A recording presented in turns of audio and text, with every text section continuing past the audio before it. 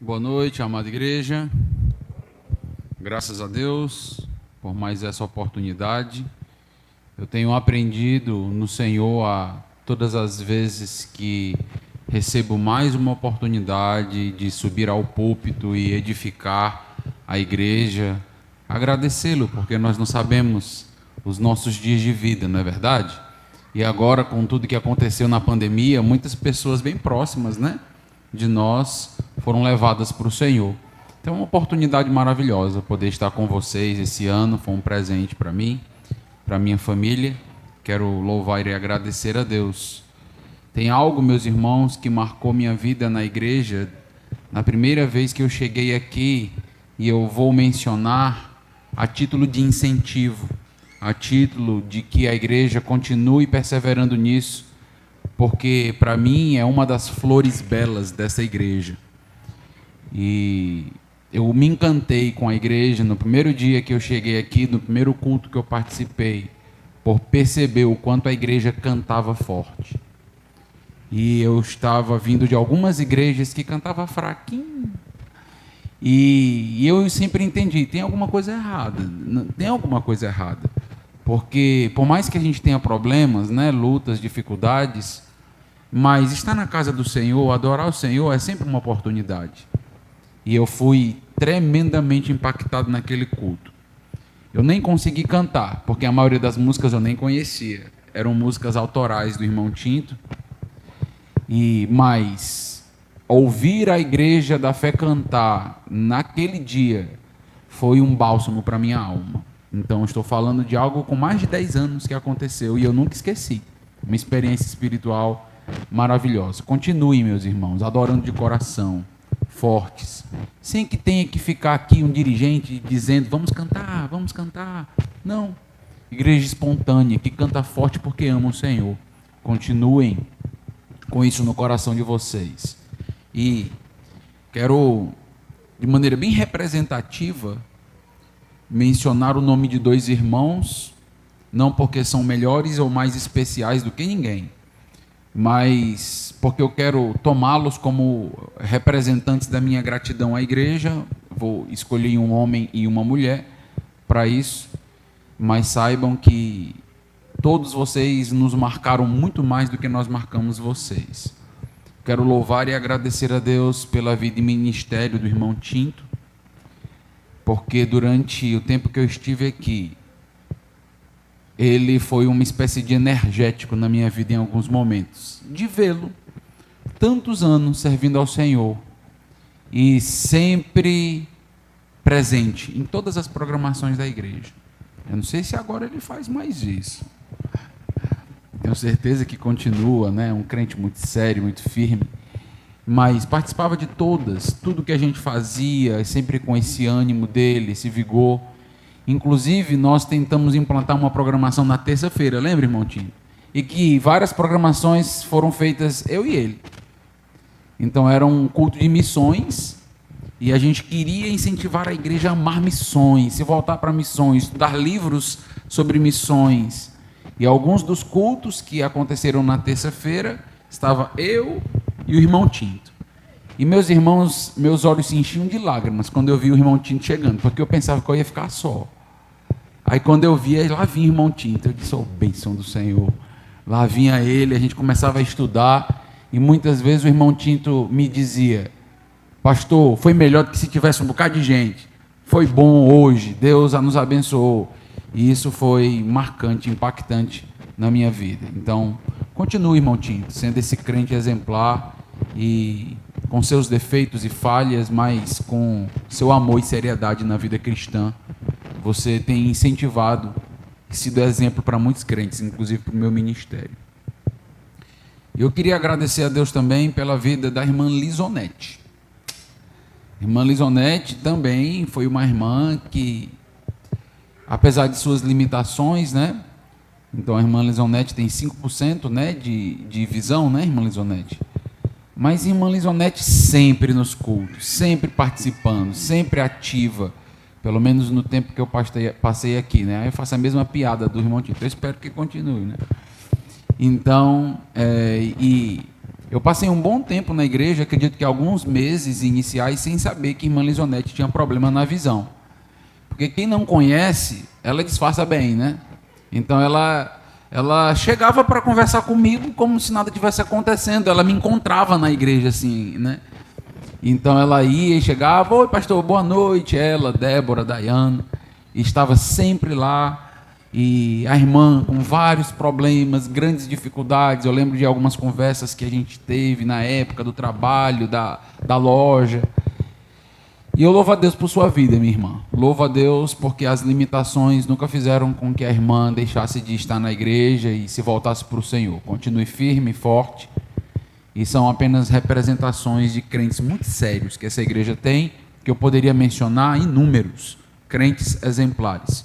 Mas ficam esses dois nomes como título de incentivo para que todos os crentes dessa igreja que estão festejando 42 anos continuem amando a seara do Senhor e sendo exemplares. Então, os jovens lembram da primeira vigília que a gente fez? O pastor estava pedindo para dormir e eles queriam orar.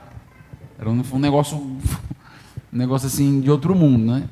Você é acostumado com algumas vigílias em alguns lugares, onde tudo que se quer fazer é comunhão, programação, menos orar, né? Orar é o que menos quer se fazer. E eram eles que estavam lá querendo orar. Vamos, pastor, vamos orar nome por nome, ministério por ministério. Eu disse: rapaz, esses cabas são crentes mesmo, né? Aí eu aprendi como alguns pastores aprenderam com suas igrejas, né? É o caso de Abraham Kuyper, que se converteu na igreja. Eu não me converti aqui não, eu já era crente. Mas eu aprendi muito com o exemplo de vocês. Muito, muito, muito, muito. Que é um jovem dedicado, é um jovem que ama orar. Você é um jovem dedicado. Você é um jovem do Senhor. Então, poderia falar muito, não vou falar. E só tenho a agradecer. Agradecer por todo o amor, por todo o cuidado. Agradecer a pastor Elton pelo convite, pelo carinho. E na época que eu pensei em pastor Elton para indicá-lo aqui, a gente estava até conversando, né? Tão difícil indicar alguém, mas para mim não foi difícil indicar pastor Elton. Um homem sério, temente a Deus e um excelente aluno no seminário. E não ficou a desejar nada. Eu sabia que ele faria um excelente ministério aqui na igreja. Então Deus me enviou para lá para conhecer pastor Elton e enviar ele para vocês, né? Então, coisa boa, né? Deus faz os seus planos. Vamos então, meus irmãos, continuar aqui, porque se a gente ficar nas histórias, a gente passa a noite, né? Todo mundo tem as suas. Nós vamos chegando na nossa última mensagem. Nós tivemos 3 mensagens até agora, e o foco sempre foi perceber como o amor se evidencia na igreja. Um amor sublime, um amor elevado, mas não um amor meramente abstrato, um amor meramente sentimento, mas um amor que se evidencia na prática, como o amor de Deus se evidencia na prática em nossas vidas. Então nós vimos na sexta-feira que o amor de Deus se evidencia na prática quando nós nos relacionamos de maneira a glorificar a Deus. Quando nós somos molas usadas por Deus para impulsionar a comunhão, e não para destruir, e não para dividir. Então, alguns irmãos mencionaram, inclusive em seus testemunhos, né? Nós passamos por uma divisão. Foi bom? Terrível, danoso. E isso, pelo menos, entra na história da igreja para que a igreja possa evitar isso a todo preço, a todo custo. Por quê? Porque a obra de Cristo é unir. A obra de Cristo é somar, multiplicar, e nunca dividir, e nunca abstrair ou subtrair. E vimos que isso depende de você. Isso depende do seu comportamento. Depende de você estudar mais teologia, conhecer mais Bíblia. Depende de você lutar contra a sua própria infantilidade. De você não olhar para o outro e dizer, o infantil é o outro. Mas muitas das vezes o infantil somos nós mesmos. Somos nós que precisamos melhorar. E para isso você precisa de humildade, para reconhecer sua infantilidade. Nós vimos também que muitas das vezes falta sabedoria. Falta sabedoria em nós. Precisamos pedir a Deus, Senhor, derrama sabedoria na tua igreja. Derrama sabedoria em cada membro. E percebemos, meus irmãos, o quanto é honroso poder fazer parte do corpo do Senhor para somar, porque tudo é nosso. E nós vimos isso e Paulo trazendo então esta ideia. Nós estudamos também, meus irmãos, no sábado, sobre os dons. Estivemos percebendo que uma maneira prática de evidenciar o amor de Deus na igreja é servindo. Então, serviço é muito importante. E é sempre bom falar de dons e serviço no final do ano, porque às vezes está bem próximo de acontecer as eleições. Não sei se já aconteceram aqui, mas isso acaba despertando o nosso coração para servir e querer trabalhar e perguntar para Deus: Senhor, o que o Senhor quer que eu faça e que só eu posso fazer? Porque eu sou um órgão exclusivo dessa igreja. A igreja, usando a metáfora de Paulo do corpo, não tem dois corações. A igreja não tem alguns órgãos duplicados, mas é você mesmo. E se você não faz, a igreja fica em déficit. É preciso que você faça. Todos nós somos importantes. Todos nós somos valiosos. Do primeiro a chegar ao último. Você que está entrando na igreja agora, que vai entrar, vai ter uma celebração, culto de batismo, que coisa maravilhosa. Você está entrando na igreja, você está sendo colocado por Deus nessa igreja para servir e para ser bênção. Lembra disso. Nós estudamos hoje pela manhã que uma maneira prática de evidenciar o amor de Deus é contribuindo. Contribuindo com a casa de Deus, com a obra missionária e contribuindo uns com os outros. Que cada membro dessa igreja saiba que pode contar com os outros.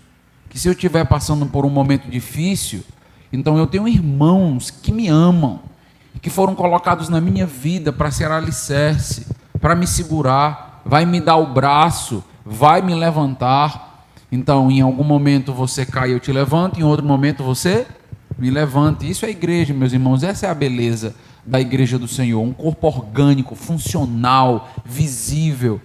Entende o testemunho que isso pode dar numa cidade, num bairro, numa região, num estado, quando uma igreja é ativa e ela vive o evangelho descrito, não apenas conhece o evangelho, mas vivencia esse evangelho. E hoje à noite, meus irmãos, eu quero trabalhar o amor sacrificial em outro bloco. Trabalhamos capítulo 1 a 4, depois os capítulos 12 a 14. Hoje pela manhã falei um pouquinho, uma parte do capítulo 6, e eu vou trabalhar o capítulo mediano, esse capítulo do interior do livro, que é o capítulo que vai do 5 ao 8. Então ali nós também temos um grande bloco, e eu quero mencionar para os irmãos atitudes que evidenciam o nosso amor sacrificial, atitudes que beneficiam a igreja. Então basicamente eu quero ver como o amor sacrificial ele se mostra, pelo menos de 3 maneiras, trabalhando aqui esse macro texto, um texto enorme, que poderia ser dividido em inúmeras pregações, mas eu quero fazer de modo bem panorâmico, é o meu propósito. Comece abrindo comigo 1 Coríntios capítulo 8. 1 Coríntios capítulo de número 8.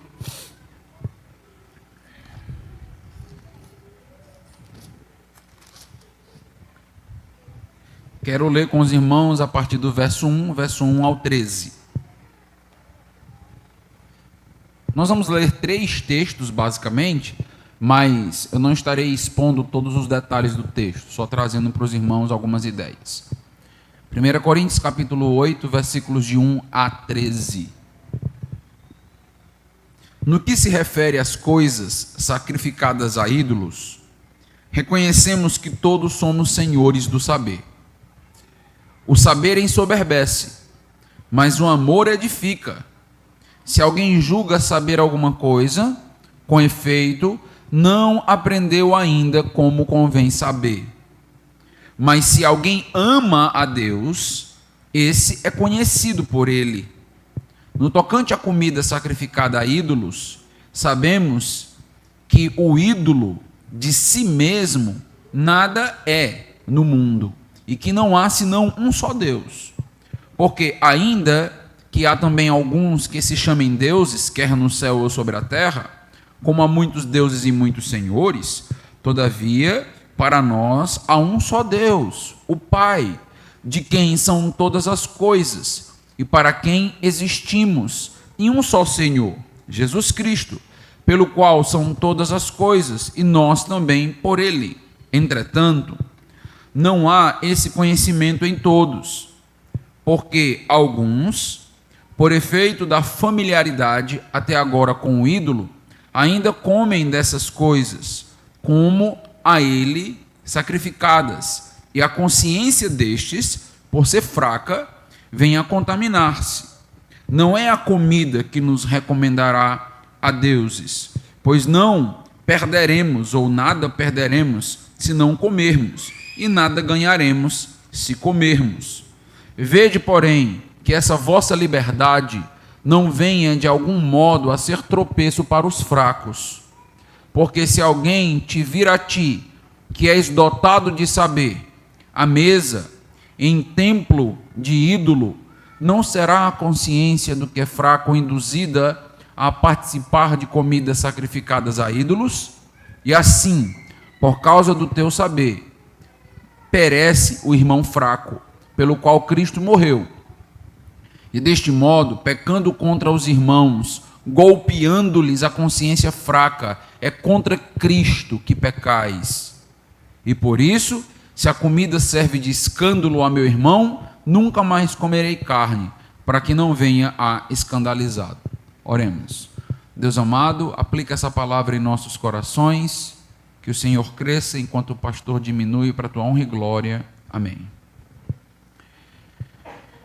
Meus irmãos, aqui nós temos um quadro, um cenário muito importante para que a gente possa entender como deve ser o nosso relacionamento uns com os outros. Então nós vamos ver basicamente 3 instruções diferentes e que elas juntas, elas constroem um pilar de maturidade. Eu estou juntando 3 textos e 3 ideias porque facilmente nós podemos deturpar alguns conceitos e Paulo ele vai fechando todas as lacunas, todas as brechas. Então, nesse texto, nós temos Paulo começando de uma maneira muito irônica. Então, Paulo vai falar que eles são senhores do saber. Se você nota logo no versículo 1, todos somos senhores do saber. Aí Paulo, continuando no versículo 1, ele diz, o saber ensoberbece. Interessante. Paulo está dizendo, sabe por que vocês são soberbos? Porque todos vocês são senhores do saber. No final das contas, Paulo está dizendo, todos vocês acham que sabem. Está notando a importância do capítulo 2 de 1 Coríntios? Onde ele define a sabedoria de Deus. Aquele capítulo é importantíssimo dentro do texto. E Paulo vai dizer, olha, o que está acontecendo na igreja, o que ocorre muitas vezes na igreja, é que a partir de um conhecimento que eu tenho, então eu me torno mais soberbo. E eu acabo, meus irmãos, por conta de uma certa maturidade que deveria ser vista como bênção, sendo pedra de tropeço, sendo alguém que divide, sendo alguém que causa dano.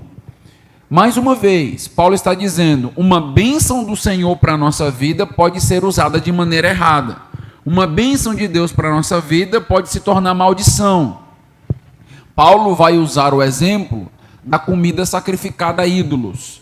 E é muito interessante que Paulo vai nos dizer, olha, não há nenhum problema com isso. Não há nenhum problema. Por quê? Porque esses ídolos nem existem. As pessoas, então, comem comidas sacrificadas ao imaginário delas. Elas estão fazendo aí sacrifícios a deuses que elas estão criando. Mas para nós só existe um Deus. Nesse sentido, não tem problema nenhum. É comida como qualquer outra. Por mais que eles estejam aí fazendo toda uma ritualística ao redor disso, no final das contas, nós recebemos com ações de graças. Por quê? Porque é comida. Simplesmente é comida. Para nós não tem nenhuma ligação mística ou espiritual ou coisas do tipo. Era muito comum os banquetes dentro do contexto greco-romano. Inclusive, havia divindades dos banquetes. Havia divindades para representatividade das mesas fartas. havia representatividade para as bebedeiras, por isso que a Bíblia vai falar bastante de glutonaria e bebedices ligadas à idolatria. Por quê? Porque glutonaria e bebedice, naquele contexto, sempre estava ligada aos cultos de ídolos. Então era naquele momento onde eles comiam demais, bebiam demais e entravam em uma adoração ou num contexto de adoração que não era conveniente com as Escrituras. É o que está acontecendo com a ceia do Senhor. Lembra 1 Coríntios 11? Que eles comem de maneira desordenada, eles não esperam uns aos outros, não há harmonia, não há amor, uns comem, outros deixam de comer. O que está acontecendo? Eles estão trazendo o paradigma do mundo para dentro da igreja. E aí eles estão transformando um momento que deve ser um momento de extrema comunhão em um momento abominável. Tanto que Deus diz, alguns estão sendo mortos. Não há poucos que estão doentes e poucos que dormem, ou que estão sendo mortos por Deus. Juízo. Por quê? Porque estão deturpando o culto do Senhor. Mas, dentro daquele contexto, havia, meus irmãos, um grande grupo que tinha saído daquele meio. Então era um grupo que brotou de um contexto pagão. Então lembra que a cidade de Corinto, como eu já mencionei, é uma cidade bem promíscua. E nós vemos isso porque Paulo sente a necessidade de escrever 3 capítulos sobre sexualidade. Capítulo 5, 6 e 7. São 3 capítulos para falar a respeito do problema do desenfrear sexual que existia naquela cidade. Era uma cidade muito complicada. Então, naquelas festas, existia promiscuidade, sexualidade, glutonaria, bebedice, idolatria. Tudo isso estava muito vinculado. Então, quando a gente lê esses textos, parece que cada uma dessas coisas estão bem separadas para nós, né? Mas para eles é basicamente um momento típico. E Paulo está dizendo, basicamente, que alguns daqueles que vieram desse contexto, que não viam nenhum problema em participar de alguns momentos com comida sacrificada a ídolos e comer. E Paulo diz, não tem realmente problema. Não tem, porque a comida ali não é uma comida diferenciada, é a mesma comida. E se eu não acredito em nada daqueles ídolos falsos, então, para mim não faz nenhuma diferença. Mas existia um grupo na igreja, que ele é chamado dos fracos, aqui por Paulo, e esse grupo tinha uma grande dificuldade com a sua cultura, com o seu contexto. E Paulo, basicamente, está fazendo um contraste irônico, meus irmãos. Paulo está dizendo, olha, alguns são fracos, realmente, alguns estão crescendo, mas lembra que Paulo diz, os membros mais fracos devem ser vistos com grande valor na igreja. Lembra que a gente falou disso em 1 Coríntios capítulo 12. E Paulo está basicamente dizendo, vocês que sabem de tudo, que são os senhores do saber, não podem deixar que a soberba ganhe o coração de vocês a ponto de terem práticas que maculam a consciência daqueles que são mais frágeis, mais fracos, que estão começando na fé, dando os seus primeiros passos. Então, o que nós notamos aqui? Nós notamos que Paulo está dizendo, os relacionamentos dentro da igreja, eles devem ser regados por amor sacrificial. Nós devemos estar dispostos a abrir mão de algumas coisas em prol do meu irmão. Agora, sempre é importante ter muito equilíbrio quando a gente fala sobre isso. Não é que eu vou abrir mão de coisas que o outro irmão simplesmente não gosta. Então a ideia não é ser refém do gosto das pessoas. Então alguém não gosta que você use camisa vermelha. E alguém usa esse não gostar para dizer, eu me escandalizo com camisa vermelha. Aí você para e diz, vamos conversar, né? Senta aqui, porque qual é o problema disso?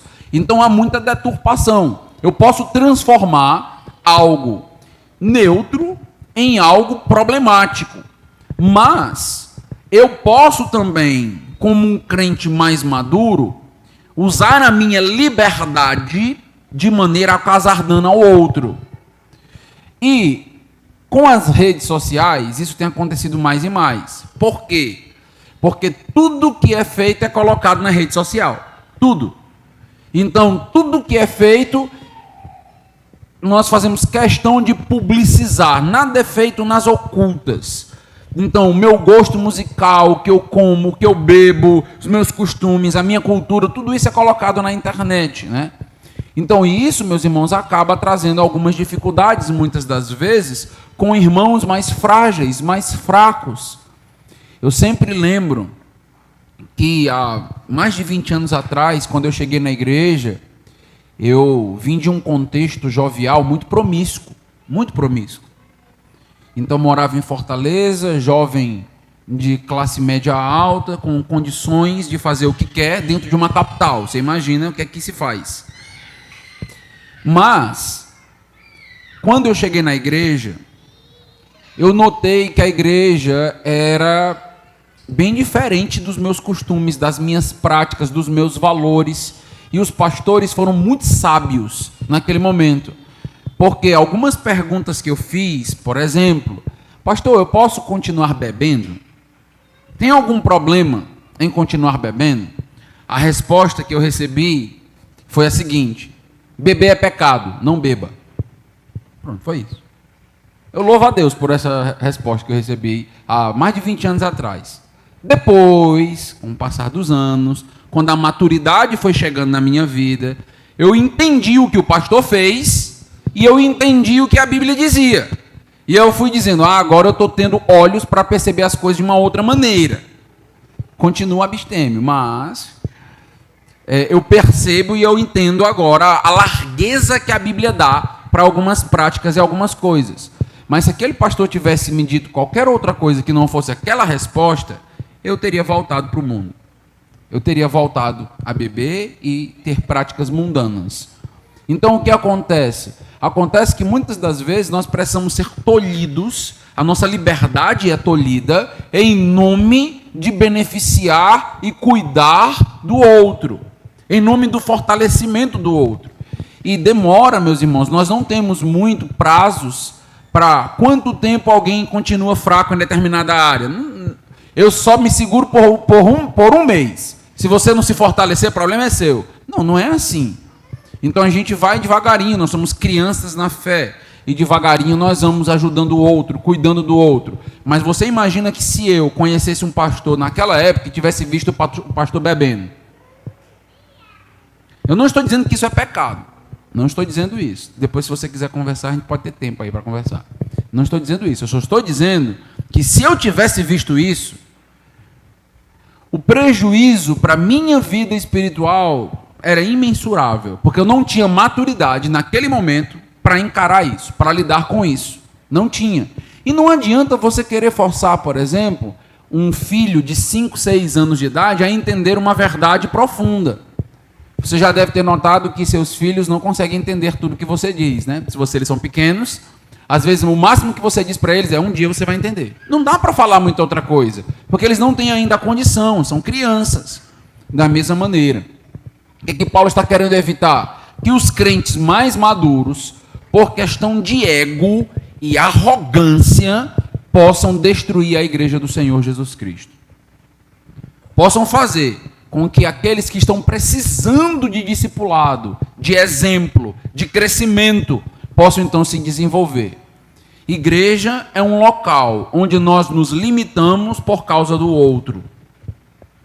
Muita gente quer ser igreja fazendo o que quer, do jeito que quer e como quer. Você não entendeu o que é igreja. Você está longe de entender o que é igreja. Igreja te limita. Pastor, eu não quero ser limitado. Vá para fora da igreja. É assim mesmo. Assim mesmo.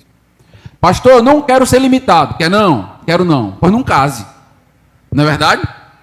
Não, mas eu quero ter certas relações, certos privilégios que só o casado pode ter. Eu quero ter isso e eu não quero ter as responsabilidades que o casado tem. Eu quero estar usufruindo do bônus sem o ônus, sem o peso, sem a responsabilidade. Eu quero estar casado com vida de solteiro. Conhecemos pessoas assim? Conhecemos.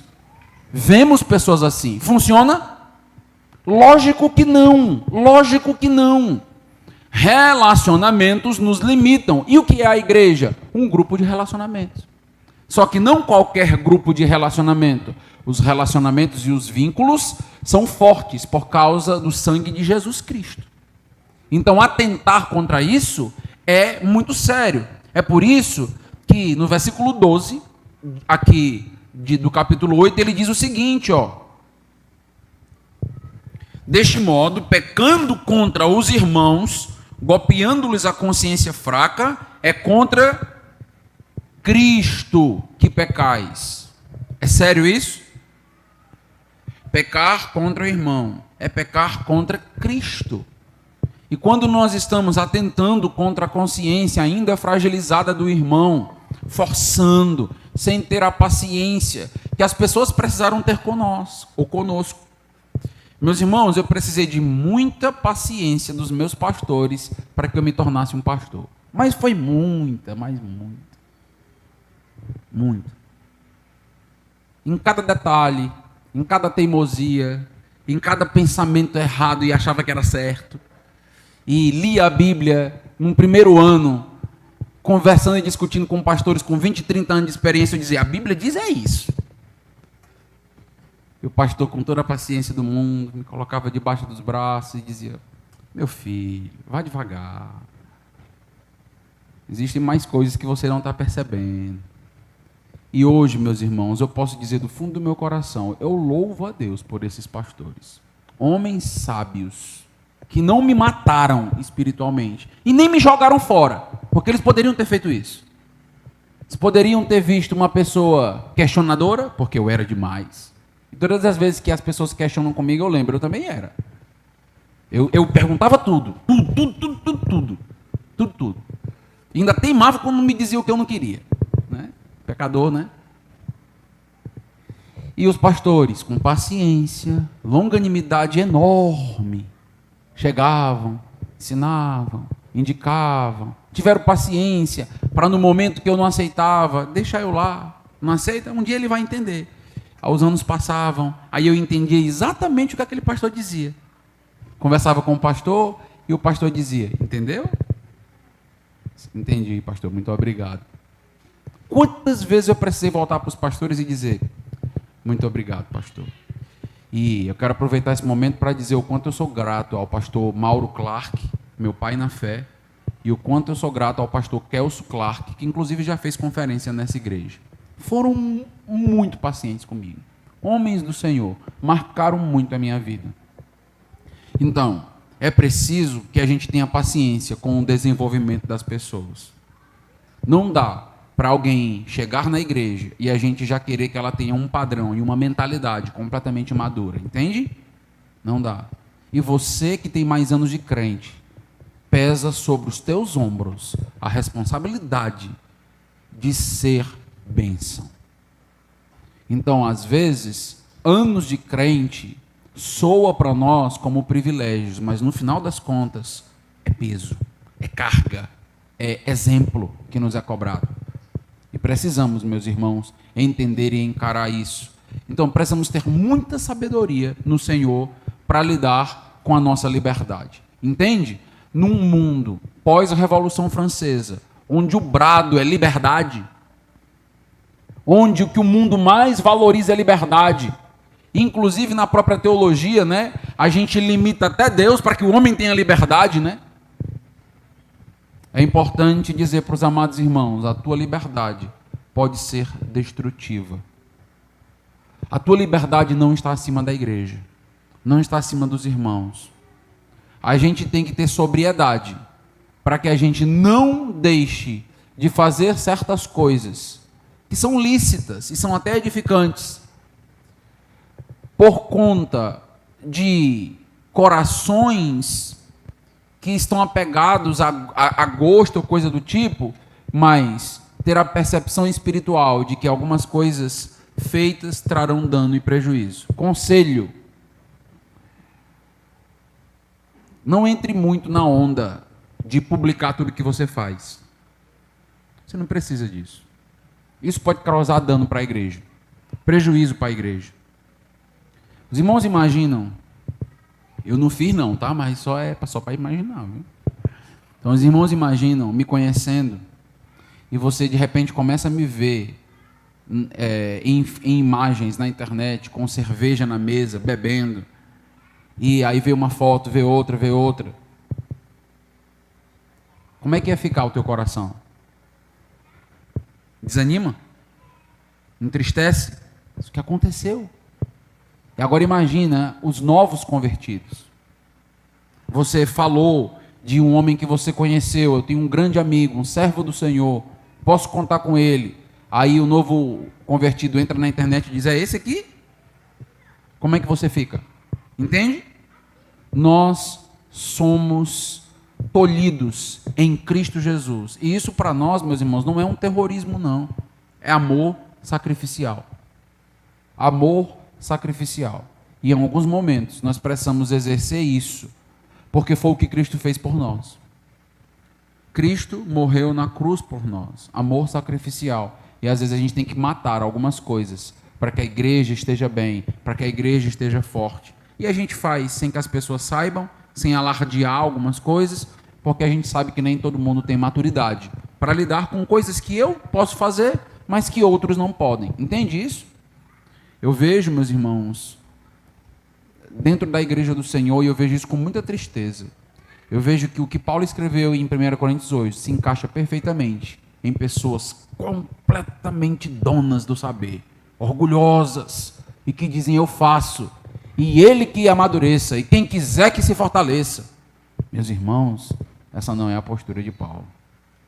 A postura de Paulo é, nós que somos fortes, se somos realmente fortes, e se temos realmente a sabedoria do alto, vamos devagarinho, nos limitar um pouco em prol do outro, para que o outro cresça, para que o outro se desenvolva, para que o outro enriqueça. Então esse primeiro exemplo de amor sacrificial, Paulo está ensinando à igreja, o foco, o clímax é o amor, mas como esse amor se evidencia na igreja? O amor se evidencia quando você pode se tolher em algo que é até lícito, que é até tranquilo, por causa de alguns irmãos que ainda não têm maturidade para entender aquilo. Um dia vão ter, mas ainda não têm. É preciso ter paciência. Lembra, tiveram com você. Você precisa ter com outros. Segundo texto, mais um exemplo aqui para os amados irmãos de amor sacrificial na prática. 1 Coríntios 6. Volta um pouquinho. Vamos ler dos versos 1 a 11. Fazer alguns apontamentos. 1 Coríntios capítulo 6, versos 1 a 11. Aventura-se algum de vós, tendo questão contra outro, a submetê-lo a juízo perante os injustos e não perante os santos? Ou não sabeis que os santos hão de julgar o mundo? Ora, se o mundo deverá ser julgado por vós, sois acaso indignos de julgar as coisas mínimas? Não sabeis que havemos de julgar os próprios anjos? Quanto mais as coisas desta vida. Entretanto, vós, quando tendes a julgar negócios terrenos, constituís um tribunal daqueles que não têm nenhuma aceitação na igreja. Para a vergonha vos digo, não há porventura nem ao menos um sábio entre vós que possa julgar no meio da irmandade? Mas irá um irmão a juízo contra o outro irmão, e isso perante incrédulos. O só existir entre vós demandas já é completa derrota para vós outros. Porque não sofreis antes a injustiça? Porque não sofreis antes o dano? Mas vós mesmos fazeis a injustiça e fazeis o dano, e isto aos próprios irmãos. Ou não sabeis que os injustos não herdarão o reino de Deus? Não vos enganeis, nem impuros, nem idólatras, nem adúlteros, nem efeminados, nem sodomitas, nem ladrões, nem avarentos, nem bêbados, nem maldizentes, nem roubadores herdarão o reino de Deus.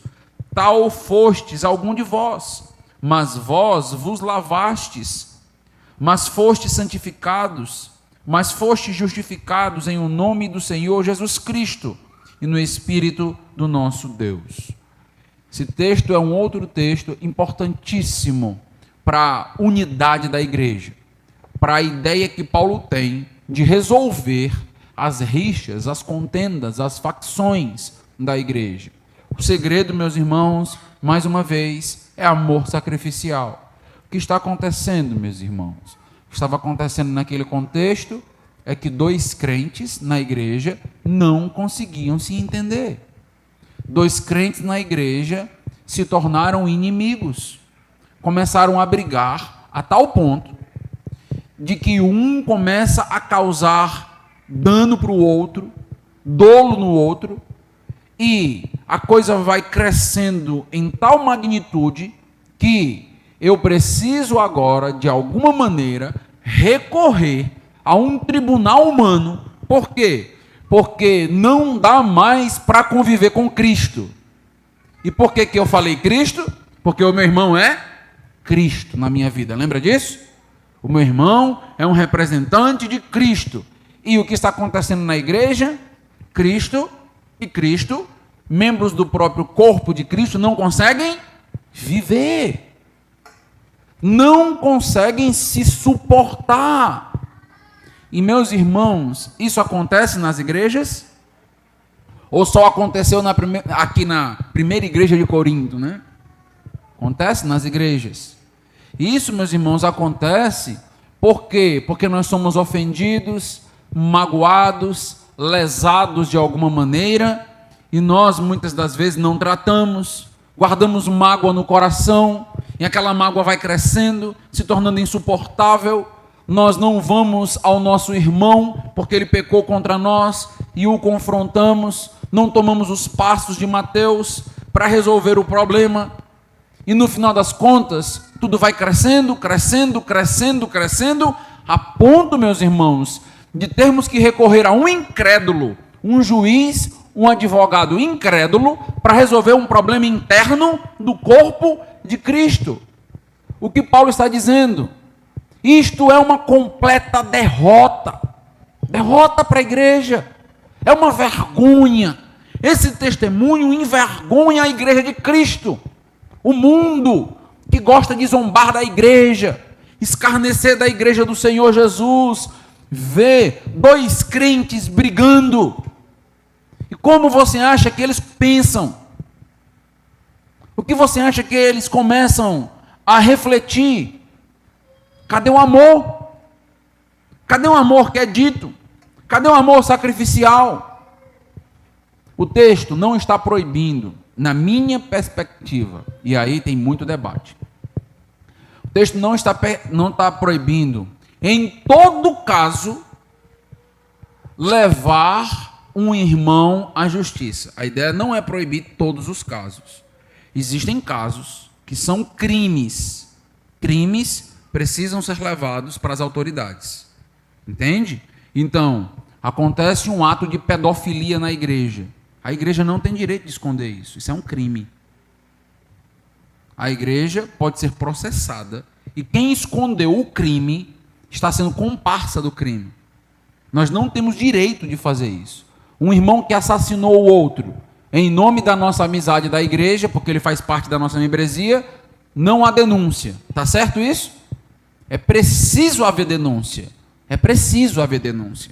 Então, tem casos que, quando um crime acontece, nós não podemos e não temos o direito de simplesmente não tomar as medidas cabíveis e necessárias para barrar o mal. Porque Romanos 13 diz que as autoridades foram instituídas por ele. E as autoridades foram instituídas por Deus com qual propósito? Barrar o mal, refrear o mal e promover o bem. Romanos capítulo 13. Então, tem certo mal que só quem pode refrear é o governo. Por quê? Porque o governo tem a espada em sua mão. Ele tem direito de punir. E muitas das vezes isso acaba escapando da nossa realidade. Entende o que eu estou dizendo? Mas tudo indica que o que está acontecendo aqui não são estes casos criminosos. O que está acontecendo aqui, até porque Paulo, por exemplo, ele tem toda a bagagem do Antigo Testamento. Ele sabia, por exemplo, que cabia ao Estado olho por olho, dente por dente, não a vingança pessoal. Paulo era um judeu. Então, ele está entendendo, Paulo, que os irmãos estão recorrendo à justiça porque não conseguem resolver problemas mínimos. Então, as coisas estão acontecendo na igreja e ficam batendo cabeça, piorando, até dividir a igreja, até criar os partidos, lembra? Paulo, Cefas, eu vou ficar do lado desse irmão e eu vou ficar do lado desse. E aí começa a igreja a se destruir, é uma autodestruição o que está acontecendo por conta de dois irmãos na igreja. Deixa-me te dizer algo importante. Se você tem algo no seu coração contra um irmão desta igreja, em nome do Senhor Jesus, trate. Procure irmão, diga para ele ou para ela: você errou comigo, estou triste, estou chateado. Meus irmãos, não guardemos fel e veneno na alma, porque pode ser que a gente não seja capaz de segurar isso no nosso coração. E isso se torne uma amargura tal, um câncer na nossa alma, que nos destrua e destrua outros. O que acontece muitas das vezes, meus irmãos, por conta de uma opinião, uma posição de irmão A ou irmão B, tudo que o irmão A leva para a sessão, eu sou contra. Tudo que o irmão B leva para a sessão, eu sou contra. O que está acontecendo? Briga entre esses dois irmãos. E a igreja, no meio, sofrendo por conta de falta de maturidade. Porque esses dois irmãos não se entendem. Porque esses dois irmãos não são humildes. São os donos do saber e da razão. Então o que o texto nos diz? Para ser igreja é preciso ser humilde. Para ser igreja é preciso ter amor sacrificial. E olha o que o texto nos diz, meus irmãos. No versículo 7, o só existir entre vós demanda já é completa derrota. Porque não sofreis antes a injustiça? Porque não sofreis antes o dano? Então, nas perguntas que Paulo faz, Paulo está fazendo basicamente a mesma pergunta. Então, faz duas perguntas de maneira enfática aqui. O que Paulo está dizendo? Jesus Cristo sofreu injustiça em nosso lugar ou não? Sofreu? E por que você não está disposto a sofrer injustiça? A pagar o dano, a engolir o ego, a aceitar, muitas das vezes, perder, em nome da igreja ganhar. Interessante isso, né?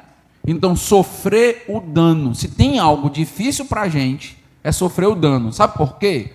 Porque a gente tem uma palavrinha na nossa boca, nos nossos lábios, que é uma palavra que o mundo ama e adora, que diz: eu quero justiça. Justiça. Meus irmãos, a nossa justiça está em Jesus. Fomos justificados nele. Não estou dizendo que nós não devemos ansiar por justiça. Eu estou dizendo que você pode idolatrar a justiça. Idolatrar a tal ponto de não conseguir sofrer o dano. Por que muitas pessoas não conseguem ficar na igreja? Porque não conseguem sofrer danos. Não conseguem. E aí não tem como conviver. Não tem. 42 anos de história, porque muitos irmãos dessa igreja sofreram danos e resolveram colocar isso diante do altar do Senhor Jesus. Não é fácil conviver, não é fácil. Mas, se nós formos o dono da razão, o dono do mundo, nós não temos como conviver. Fica impossível sofrer o dano. Às vezes é necessário sofrer o dano. E às vezes só se resolve o problema sofrendo dano. Porque o outro não muda nem a pau. Já viu isso acontecer alguma vez? O outro não muda. Diz: pastor, eu vou fazer 6 meses de jejum e oração pelo irmão fulano de tal. O seu coração muda em relação a ele, mas parece que ele continua do mesmo jeito. Você muda, mas ele às vezes não muda. O que é que tem que acontecer? Sofrer o dano. Quer dizer, tudo bem. Em nome da paz, do povo de Deus, eu te declaro meu irmão. Está aqui a destra da comunhão. Participa, meu irmão. Seja uma bênção. Faz a obra. Meu desejo é que a igreja prospere e que o irmão se desenvolva, amadureça. Na hora que o irmão precisar, eu estou aqui. Não significa que nós seremos os melhores amigos, porque a amizade tem a ver com afinidade, concordam? Muitas das vezes com valores, afinidades, até mesmo idade próximas e coisas assim. Tem muitos fatores em relação à amizade. Nós temos um elemento essencial para a amizade, que é Cristo, já nos ajuda demais. Mas existem outros fatores para ter intimidade, relacionamento e coisas assim. Mas, na igreja do Senhor Jesus Cristo, todos precisam estar à vontade para servir a Deus e, para isso, precisamos, meus irmãos, engolir sapo. A gente escuta isso, né? E diz isso, né? Ah, eu estou na igreja, eu não vou engolir sapo de ninguém. Eu não engulo nem lá em casa. Pois é, o seu problema é porque você não engole nem em casa. Esse é o seu problema. Porque um casamento só funciona engolindo sapo. Ou não é verdade? É verdade. Um casamento só funciona quando o marido tem amor sacrificial. Quando o marido muitas vezes se sacrifica em prol da esposa. Quando a esposa se sacrifica em prol do marido. Qualquer outra coisa não dá num bom casamento. Pode ter certeza absoluta. Relacionamento de pais com os filhos. Os pais se sacrificam? Tem amor sacrificial? E às vezes os pais, inclusive, ficam tristes porque não tem do outro lado, né? Às vezes não tem na parte do filho amor sacrificial. Mas o pai entende, porque ele pensa, não tem maturidade ainda. Deixa ele ter filho. Deixa o tempo passar na vida dele ou dela, que ele vai entender que vai precisar amar de maneira sacrificial. Mas na igreja a gente não dá tempo para isso acontecer. Então não tem como. Se a gente quer ser uma igreja forte no Senhor Jesus Cristo, então a gente precisa em alguns momentos engolir e aceitar algumas coisas. Nem tudo é caso para disciplina, entende? Nem tudo é caso para se revoltar, para tratar, e tem que resolver, eu quero levar a público, pastor, eu quero uma sessão para resolver isso, porque... Calma, meu irmão. Calma. Tem uns calmantes naturais bons. Calma, vai devagar. É irmão. E o que Paulo diz, não tem um crente ajuizado aí, não. Não tem um crente maduro que possa julgar a causa, a questão. Às vezes, para resolver problemas entre irmãos, é preciso de uma mediação. É preciso de alguém que tenha um testemunho, que seja exemplo para ajudar. Porque se você não tem testemunho e você não é exemplo, se você vai ajudar, agora em vez de 2 inimigos, tem 3. Não é verdade? Você entra na roda. Por quê? Porque você vai receber logo uma acusação. Quem é você? Está pensando o quê, Moisés? Matou o cabo ontem, vem hoje aqui querer dar moral em mim aqui? Não é assim, não. Então você recebe logo uma acusação grande. Por isso que você precisa ter maturidade para ajudar. Mas a igreja precisa ter um alicerce de homens e mulheres maduros e maduras para ajudar nas questões. Não é verdade? Se você não está conseguindo resolver o problema com o seu irmão, procura um irmão maduro na igreja, procura seu pastor, procura um outro irmão maduro, uma irmã madura na igreja e diz para ele, eu estou querendo resolver isso, mas eu não consigo. Eu não consigo, me ajuda a resolver o problema. Meus irmãos, nós nos humilhamos e Deus nos exalta. E Deus cria o vínculo, e Deus aperfeiçoa. E eu tenho visto, meus irmãos, que às vezes alguém que está contra nós pode se tornar lá na frente um grande amigo. Uma grande amiga. Nós não imaginamos isso, né? Por nós mesmos, rapaz, se esse crente fosse para o quinto dos infernos. Mas aí Deus vai fazendo a obra, lá na frente, esse crente se torna teu braço direito. Como Deus faz. A obra dele é espiritual, é divina. E lá na frente você diz, oh meu Deus do céu, ainda bem que ele não foi para os infernos, porque ele está sendo bênção agora para os céus. Nós somos muito imediatistas, mas Deus vai fazendo a obra. Se você precisa de alguém para que a obra seja feita, peça ajuda. Mas lembre-se, para que essa igreja seja saudável, o amor sacrificial precisa existir. Você precisa estar disposto a sofrer o dano. Talvez o seu pastor diga só isso para você em algum momento. Você chega para ele, diz, pastor, porque eu estou com um problema com o Marlim. Problema. E aí talvez o seu pastor olhe para você, converse também com o outro lado, né? Converse com o Marlon para entender a situação. E talvez o pastor chegue para você e diga assim, meu irmão, 1 Coríntios capítulo 6, meu conselho para você é: sofra o dano.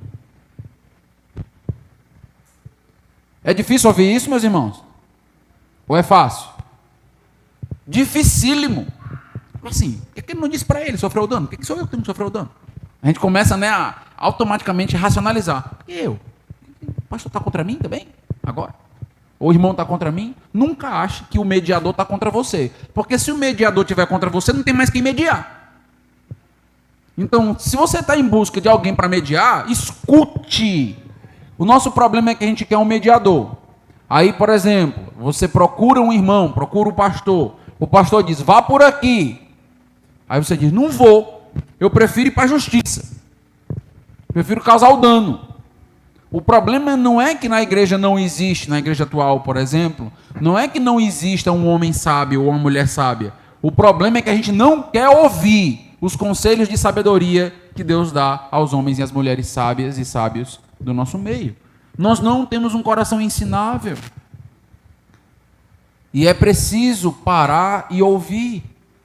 Por que só quando o juiz julgar a causa você vai se aquietar? Por que você não se aquieta quando um homem de Deus, uma mulher de Deus, diz para você, meu irmão, eu analisei o caso, eu orei, agora é hora do irmão fazer assim, pense nisso, sofra o dano. Isso resolve muita coisa na igreja, muita coisa. Que Deus te ajude, nos ajude nesse processo.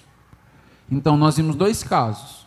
O primeiro, os dois de amor sacrificial. O primeiro, a gente vai deixar de fazer coisas lícitas, às vezes, por causa dos irmãos. Mesmo. Vamos abrir mão de algumas coisas para a paz reinar. Segundo, e isso é amor. Segundo, nós temos esse caso. O caso de que a gente precisa sofrer o dano. Nem tudo é questão de radicalizar, de disciplinar, de mandar embora, de tratar em sessão e coisas assim. Mas o amor também se processa e é evidente em disciplina. 1 Coríntios capítulo 5, volta um pouquinho.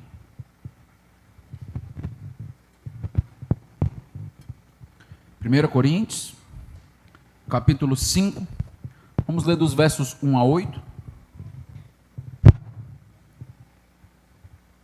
Geralmente se ouve que há entre vós imoralidade, e imoralidade tal, como nem mesmo entre os gentios, isto é, haver quem se atreva a possuir a mulher de seu próprio pai.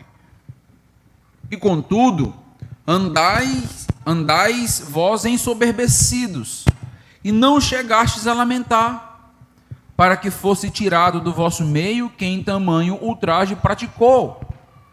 Eu, na verdade, ainda que ausente em pessoa, mas presente em espírito, já sentenciei, como se estivesse presente, que o autor de tal infâmia seja, em nome do Senhor Jesus, reunidos vós e o meu espírito, com o poder de Jesus, nosso Senhor, entregue a Satanás, para a destruição da carne, a fim de que o espírito seja salvo no dia do Senhor Jesus. Não é boa a vossa jactância. Não sabeis que um pouco de fermento leveda a massa toda? Lançai fora o velho fermento, para que sejais nova massa, como sois de fato sem fermento, pois também Cristo, nosso Cordeiro Pascal, foi imolado. Por isso, celebramos a festa não com o velho fermento, nem com o fermento da maldade e da malícia, e sim com os asmos da sinceridade e da verdade. Se você ler só a primeira parte do versículo 9, eu não vou explorar porque eu falei sobre esse texto de manhã, mas ele continua na análise dele. Ele diz, já em carta vos escrevi, que nem vos associeis. E aí ele continua a trabalhar sobre a temática da impureza. Então vamos meditar um pouquinho aqui, rapidamente trazer uma reflexão sobre como o amor sacrificial se evidencia. O amor sacrificial se evidencia em cortar na minha própria carne alguns costumes e alguma cultura em amor do próprio irmão, em benefício do irmão. O amor sacrificial, ele se evidencia em cortar na própria carne para sofrer o dano em nome dos irmãos. E o amor sacrificial, ele se evidencia quando nós sacrificamos o irmão. Mas pastor, como assim é um amor de sacrifício? Exatamente. O pai sacrificou o seu próprio filho. Está percebendo isso? O pai sacrificou o filho. Não foi o pai que veio para a cruz. O pai sacrificou o filho. Isso é amor sacrificial? É. Muitas das vezes a igreja vai sacrificar também. E a linguagem que ele vai utilizar aqui, vai sacrificar alguém. Por quê? Porque essa pessoa é danosa. Porque essa pessoa é maligna. Porque essa pessoa está fazendo um grande mal. Não está andando de maneira ordeira e ordenada. Pastor, então quais são os motivos que eu tenho para então tirar essa pessoa do nosso meio? Qualquer motivo? Não, Paulo já disse. Por isso eu trabalhei os outros 2 textos. Precisamos ter paciência, longanimidade, abrir mão de muitas coisas. Eu já trabalhei isso. Aqui, meus irmãos, é caso evidente de pessoas que estão andando contrário às Escrituras. Porque não é questão de gosto, porque você tem um gosto, eu tenho outro. Aqui não é questão simplesmente de algo lícito, mas é questão de um problema que, como ele traz o exemplo, fermenta toda a massa. Então é um mal, é uma gota de veneno colocada no suco de caju. Eita, suco de caju bom que eu tomei ontem. Então, você coloca uma gota de veneno no suco de caju. Que tal? Bebe? Acabou. É um fel. É o fel em mel. Destruiu. Está lá. Então, o relacionamento, a coinonia, a comunhão pode ser destruída por minha causa, mas pode ser destruída por sua causa. Entende? Nem sempre a culpa é minha. Estão entendendo o que eu estou dizendo? Nem sempre sou eu o culpado. Às vezes o culpado é você. E como eu evidencio o amor sacrificial? E aqui, meus irmãos, nós entramos em algo interessante. Por quê? Por que esse texto é chocante? Esse texto é chocante e ele é muito impactante. Por quê? Porque nós tivemos culturalmente uma desconstrução do significado de amor. Nós não entendemos mais o que é amor. Por isso que alguns pais não disciplinam fisicamente seus filhos, porque eles entendem que isso é falta de amor. Quando na realidade a disciplina física, no ponto certo, da maneira correta, é amar. Privar nossos filhos de algumas coisas é amar. Aí tem aquele pensamento assim, não, porque quando eu era pequeno, eu fui privado de muitas coisas. E agora eu quero dar tudo que eu não tive para os meus filhos. Lembre-se que você só é quem você é porque foi privado. Aí você quer dar tudo que você não teve para os seus filhos, eles crescem mimados, crescem longe do Senhor, crescem sem valorizar o suor, o trabalho, o esforço, e você ainda pergunta, onde eu errei se eu dei tudo para ele? O problema é que ele precisava ser disciplinado. Ele precisava ouvir não em alguns momentos. Mas, na nossa cultura, influenciado aí por toda a psicologia de Freud, nós aprendemos que não podemos cercear ninguém, limitar ninguém, porque isso causa traumas. Nós não podemos dizer não, estabelecer regras e coisas desse tipo. Todos precisam ter a liberdade que bem desejam. Mas eu já mostrei para os irmãos que liberdade demais causa problema. É preciso limitar a liberdade. E quando o irmão diz, ninguém limita a minha liberdade, acabou-se. Estou dentro de uma igreja e a minha liberdade ninguém limita. O que é que a gente deve fazer com esse irmão? Dizer, meu irmão, você está equivocado. Você faz parte de uma comunidade. Na comunidade que você faz parte, todos têm sua liberdade tolhida em um momento ou outro, em uma coisa ou outra. Mas eu não vou ser limitado. Você vai ser excluído. Porque você não sabe ser igreja. Você é danoso. Você está fermentando a igreja.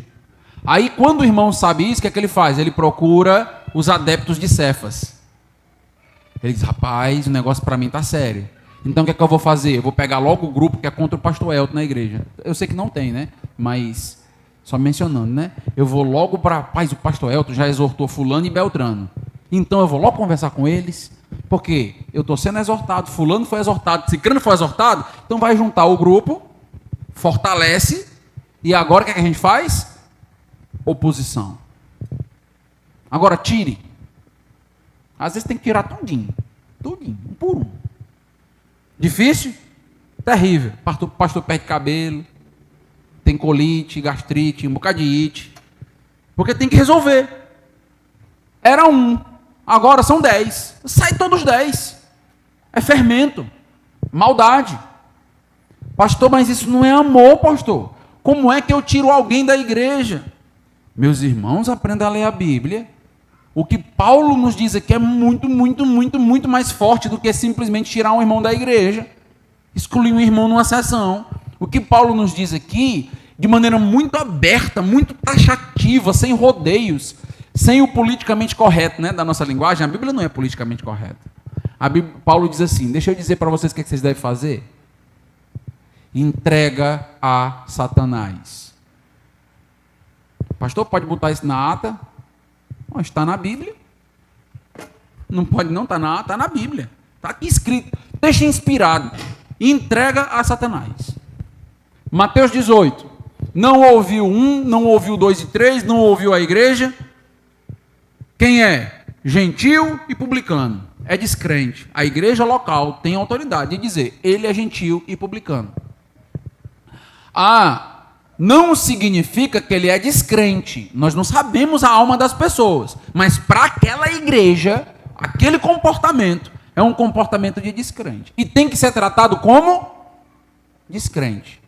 Porque se continuar sendo tratado como crente, não é gentil e publicano.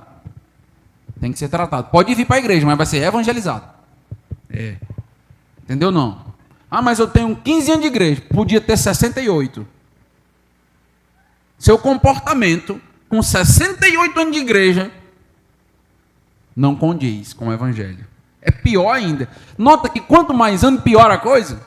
Pior, meu irmão, porque você, com essa idade, com esse tempo de igreja, ainda é tão infantil.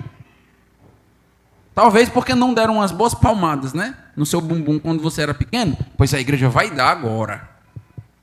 Por amor, para restaurar. Meus irmãos, isso é amor. Isso é amor. Olha como Paulo fala sobre entregar a Satanás. Ele diz, versículo 3, eu, na verdade, ainda que ausente em pessoa, mas presente em espírito, eu já sentenciei, tem uma sentença contra essa pessoa. Como se eu estivesse presente, que o autor de tal infâmia, aí é interessante o versículo 4, em nome do Senhor Jesus. Nós não estamos fazendo por nós mesmos. Está notando isso? Nós estamos fazendo em nome do Senhor Jesus. Nós batizamos, e batizamos em nome do Pai, do Filho, do Espírito Santo, em nome do Senhor Jesus. As bênçãos são em nome do Senhor Jesus. A disciplina é em nome do Senhor Jesus. Não é a igreja, é Jesus. É Jesus. O texto continua, em nome do Senhor Jesus, reunidos vós e o meu espírito. Aí olha o que ele vai dizer, o meu espírito, com o poder de Jesus nosso Senhor, 2 vezes. O que vocês estão fazendo em nome de Jesus e com o poder de Jesus. É grande, meus irmãos. Logicamente que é uma grande responsabilidade da igreja em tratar com o irmão, em exortar um irmão, disciplinar um irmão. Oi, entendi aí, pastor. Entregar a Satanás um irmão. Isso é sério. Isso é sério. Mas é necessário às vezes. Ou a Bíblia está errada? A Bíblia está certa? Essa dose é fácil de ser engolida? Isso é para crente maduro, meus irmãos. Isso é para crente maduro. O bom é entrar na igreja. Com certeza. Festa, alegria. É. Mas, dependendo de como você continuar a sua vida cristã e se comportar, você sai do mesmo jeito que você entrou. Mas eu não quero sair, vai ser expulso. Vai ser expulso. Eu vou processar a igreja. Pode processar. Em nome de Jesus. Pode processar que a gente responde. Está aqui para responder mesmo. A igreja tem advogado, às vezes, né? Tem irmãos que são advogados na igreja. Aí é a função dos advogados da igreja. Né? Junta aí, vamos lá. Pode processar. Eu já recebi ameaça de um bocado de processo. Você pode processar. Fique à vontade. Em nome de Jesus. Vamos lá para o tribunal. Estuda o caso, estuda a pena, estuda a cláusula. Vamos lá. Pode processar. Agora, que você é gentil publicando, eu continuo dizendo. Continuo dizendo, eu morro dizendo isso. Você não é crente. Pelo menos o seu comportamento não é de crente.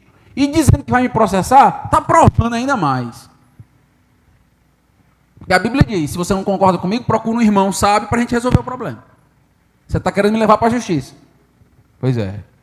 Você é descrente, meu irmão. Indo e voltando. Não dá para ficar na igreja. Não tem como. Ore, de joelho no chão, pelo seu pastor, pela liderança da sua igreja. Ore por mim, pelos líderes, porque a gente tem que tratar certas coisas que a gente não gostaria de tratar. Mas a gente precisa tratar. Para a igreja ser saudável. Para a igreja ser séria. Porque senão vira uma baderna. 42 anos de igreja séria.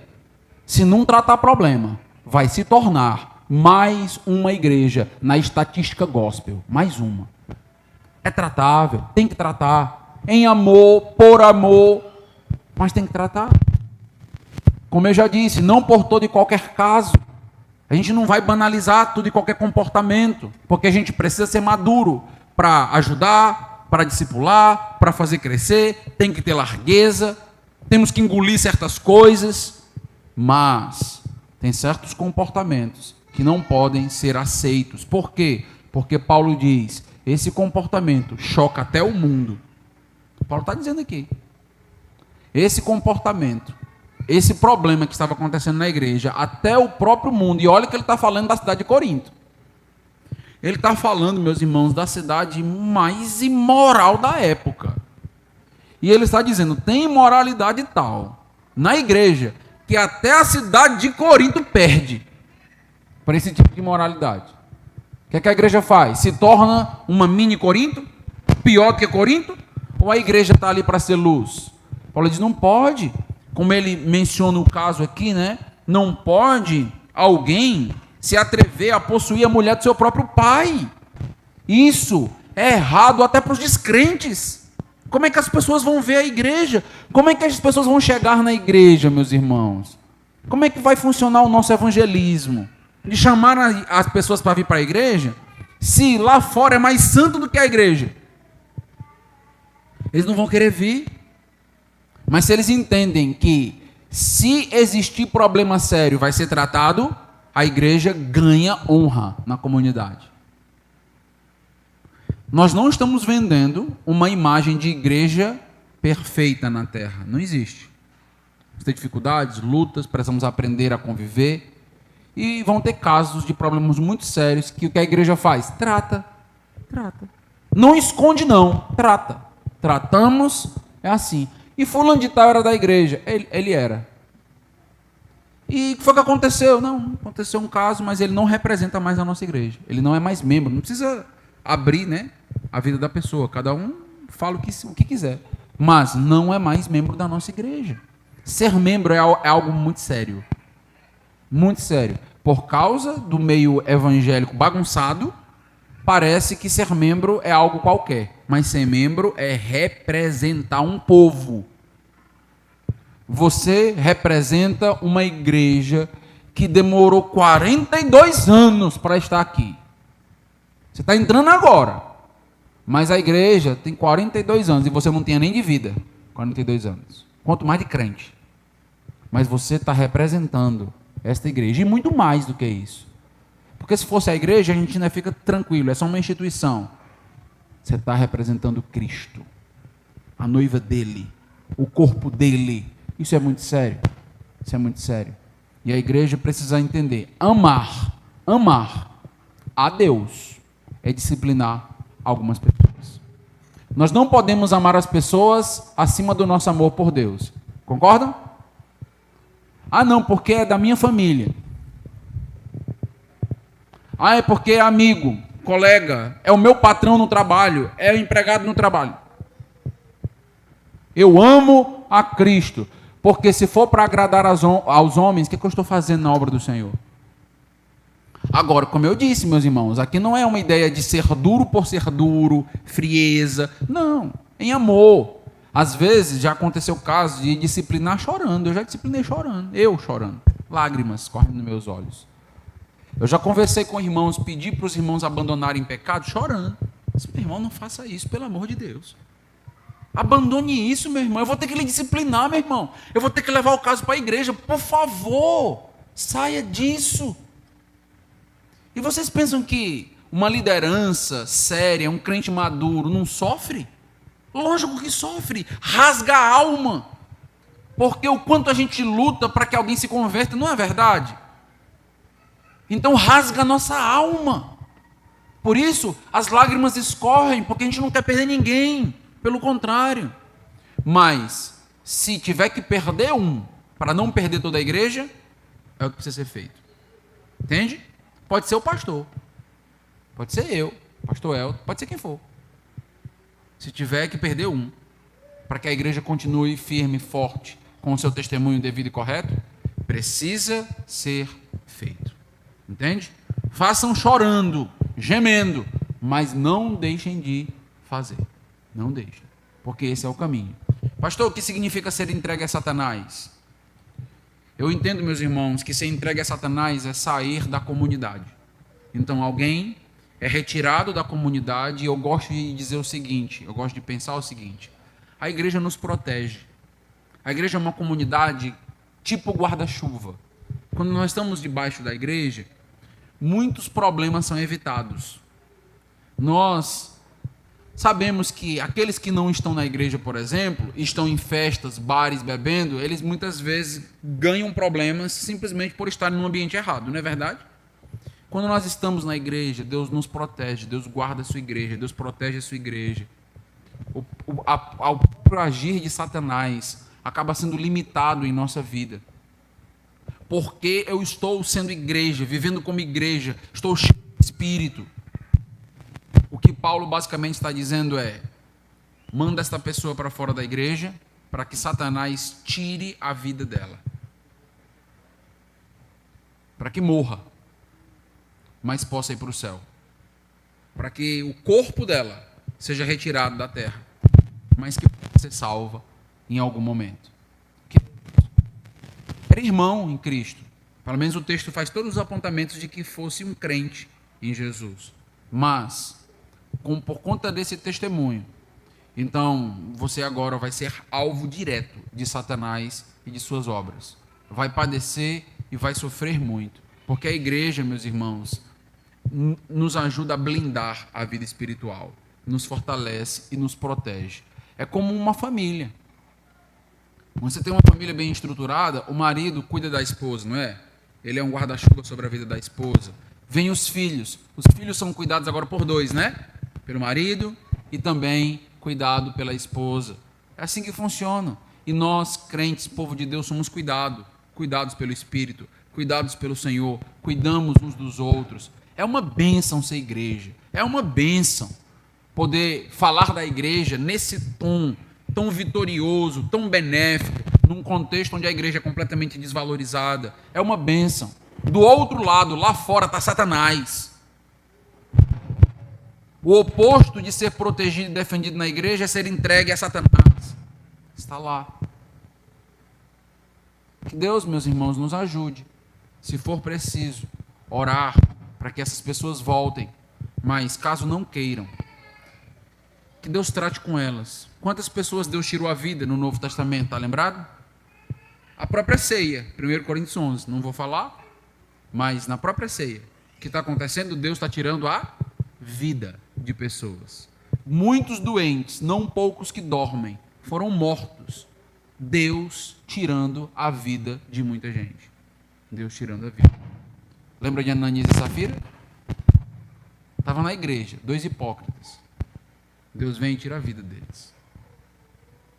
Nossa esperança é que sejam salvos, é que estejam com Cristo. Mas a igreja não pode pagar o preço de ter pessoas descompromissadas, de ter pessoas contrárias à palavra de Deus.